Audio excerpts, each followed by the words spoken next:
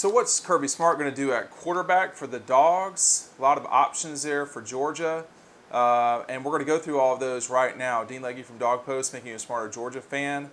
I've got an article written about this that I'm going to show you at the end of the story as well as right here. So if you want to click on this, it's got a lot of insight from insiders and so forth. So let's go through the options. Option number one is stick with Stetson Bennett, a guy who got you to 3-1 and had a 24-20 lead over Alabama at the half.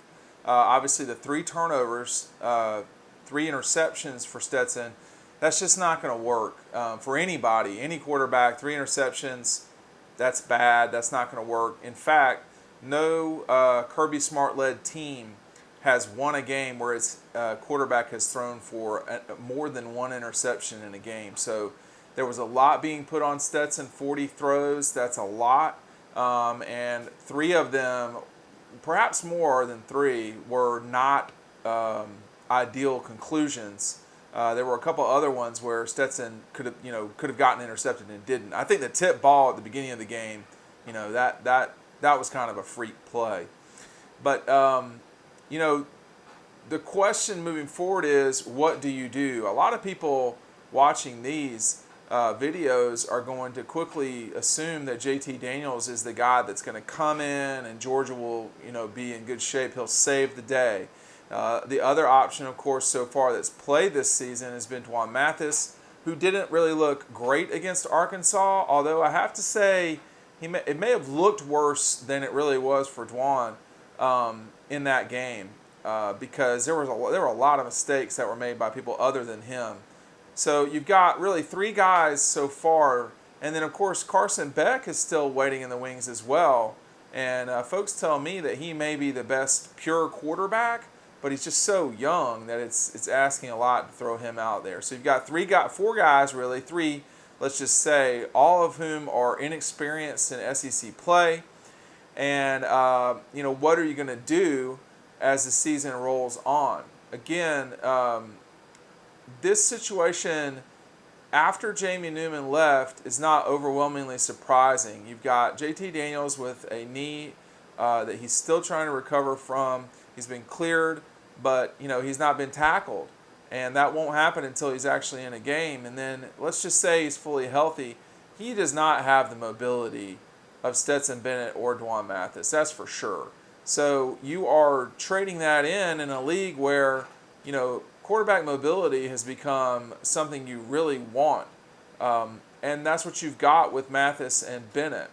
The other thing, though, here, and this is the important part, I think, is there is a lot of faith in Stetson Bennett, not just for the entire season that he's played, but the way that he played with the exception of a few bad plays. I mean, the last interception was completely unacceptable. That just can't happen.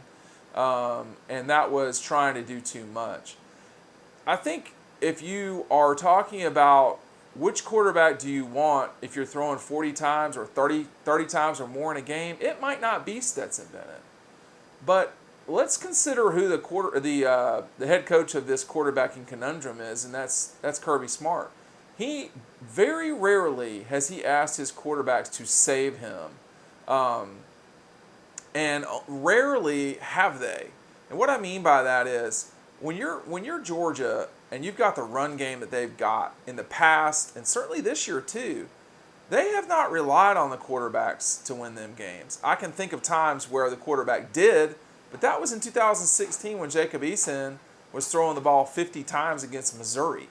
That's not what Georgia is. They've made that pretty clear that they are a running and defensive team.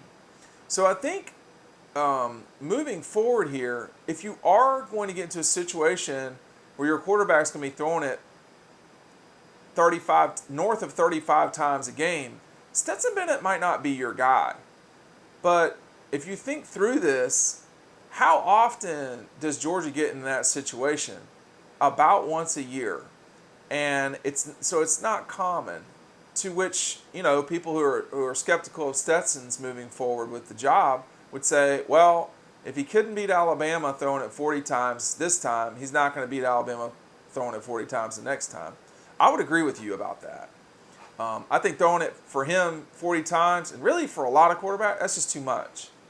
I think, though, if you're talking about him throwing it anywhere from 25 to 32 times a game, that's a different situation. That's Georgia under control. That's Georgia running the ball. That's Georgia enforcing what it wants in a football game. That's what the conventional thinking is in Athens right now. I do expect JT Daniels to play against Kentucky. I don't know that. I'm just expecting that. I do think they've got to see what he's got. But there's a reason why Stetson's the starting quarterback. And there's a reason why JT has been with the scout team, not even as the number 2 quarterback at Georgia. There's a reason why he's been on the scout team since he got there. And it can't be exclusively because of injury. Although, I think that has something to do with this here too. So, there is no simple answer here. And just my opinion, I don't think that going with Stetson from here on out is the wrong answer. I think going with Stetson, if he throws 3 interceptions a game, is definitely the wrong answer, and I think they would too. So part of this is this program figuring out how to be more dynamic at quarterback. Part of it is establishing the way that if Stetson's going to be your guy or Mathis is going to be your guy, how you roll them out, let their athleticism take hold. Very few players in this league are going to be able to, almost no player is going to stick with Dwan Mathis in the open field. Not a lot are going to stick with Stetson Bennett.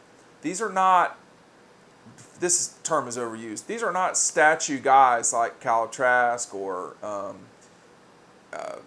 Mac Jones, who both are good quarterbacks. Mac Jones certainly is a good quarterback.